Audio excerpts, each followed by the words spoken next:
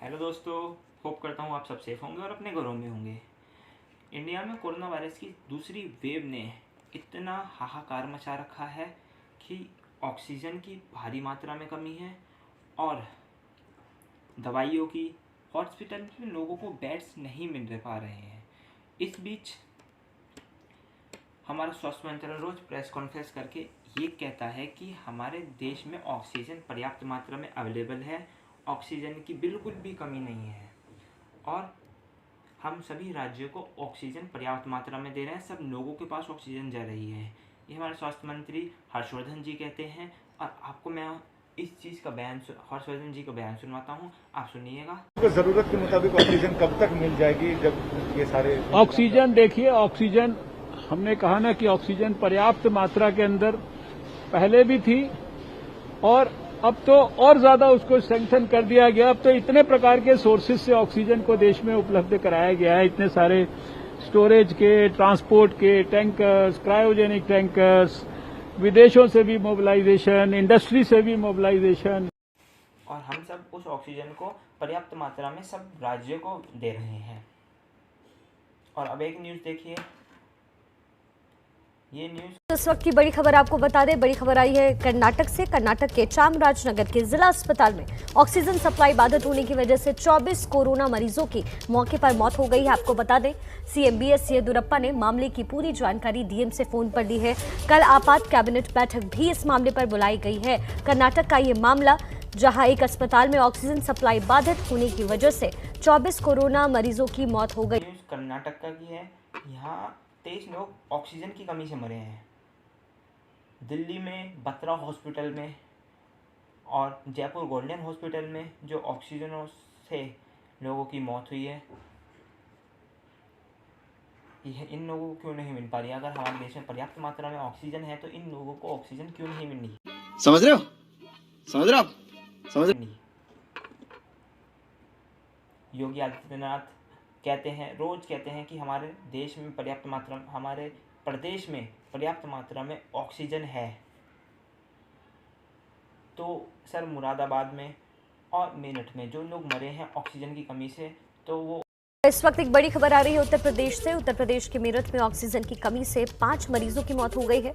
ये आरोप, तो वो ऑक्सीजन उन्हें क्यों नहीं मिल पाई है? गाजियाबाद की मैं बात करता हूँ सर, यहाँ पर इतनी लंबी लंबी लाइनें लगी हुई हैं को ऑक्सीजन सिलेंडर रिफिल करवाने के लिए, पर ऑक्सीजन नहीं मिल पा रही है लोगों को अभी तक भी।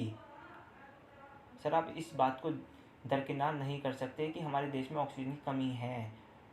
स्वास्थ्य मंत्रालय लगातार कहता है कि हमारे देश में मृत्यु दर कम है, हमारे देश में संक्रमण दर कम है। सर, कुछ कम नहीं है।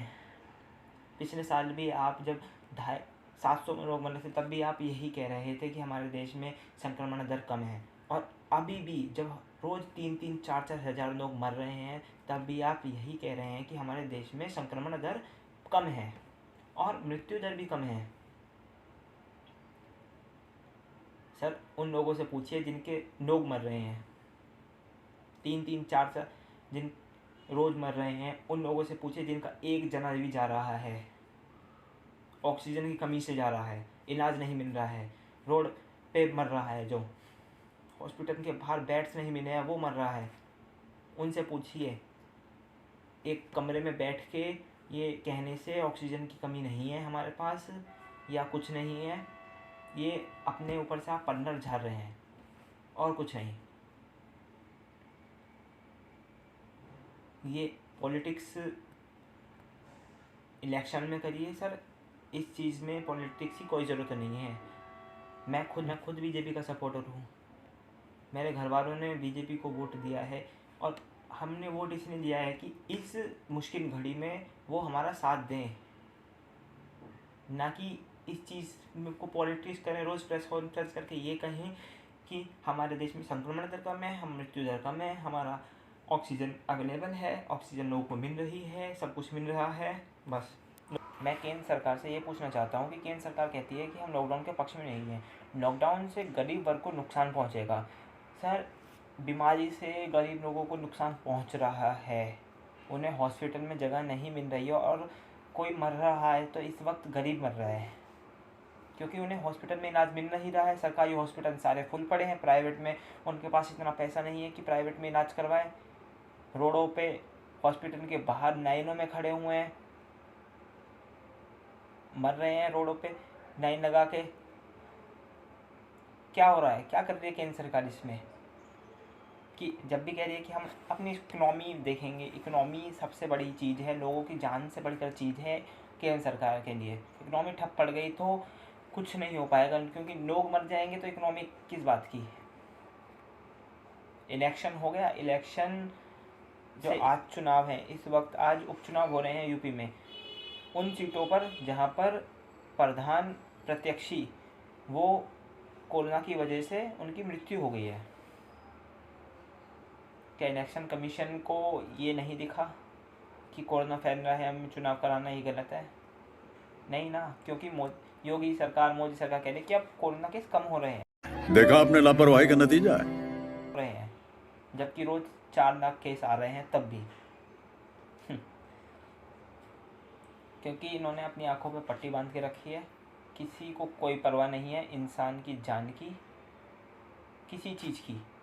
बस दरकिनार करते रहो, बात करते रहो, फ़ोनों पे ये हालात के जायज़ा लेते रहो, बस, और कुछ नहीं।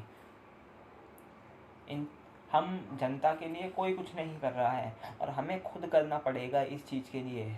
हमें खुद अपने घरों में रहना है और सुरक्षित रहना है, जितना हो सके घर में रहिए। केंद्र सरकार को एक प्लान की ज़रूरत है, नेशनल प्लान बनाना चाहिए कि हम इस सिचुएशन को कैसे हैंडल करें और गरीब को भूखा ना मरने दें। उन्हें राशन दें जिन्हें ज़रूरत है, ना कि अमीरों को राशन दें।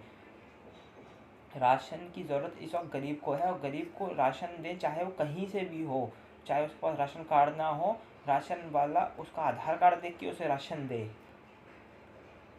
जिससे कि गरीब भूखा नहीं मरेगा। और आप लॉकडाउन इम्पोज करिए, क्योंकि लॉकडाउन एक मात्र विकल्प है कोरोना वायरस की चेन तोड़ने के लिए।